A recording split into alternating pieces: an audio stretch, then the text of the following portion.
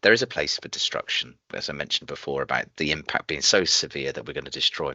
But generally, destruction is a technique that's applied because of fear. It will typically be a fear of data being leaked. And that's because the business releasing those assets hasn't got confidence in the supply chain, or it might not have the budget to do it properly. So it's their own risk. And I think that this is something that we need to address, is to build confidence. And certifications help, of course, but they're not everything. They're not the silver bullet. But I think we need to be looking at the real technical reasons why hard drives or technology can't be reused, which is the sanitization technique. Goes back to the piece earlier on about choosing the right product. The only real fear about a sanitization technique not being effective is firmware, and firmware not doing as it's designed to do. And that's a very low, small likelihood, but it causes a huge amount of concern because it could happen in the same way that data could be recovered from a fragmented platter. It could happen. The likelihood is low. And I think what we need to do is to help our customers understand and quantify risks to make sure that they don't just go to risk avoidance,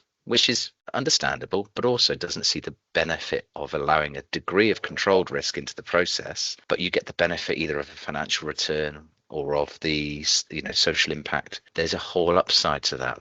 And I think that we often as an industry don't challenge customers enough. Why are you destroying? I'm worried. Okay, I'll send my shredding trucks because I've got that in my portfolio of services. The question would be why? You're a low risk industry, you're a low risk entity. Why are you destroying? We should be extending the product life cycle, and the industry should challenge those type of perceptions.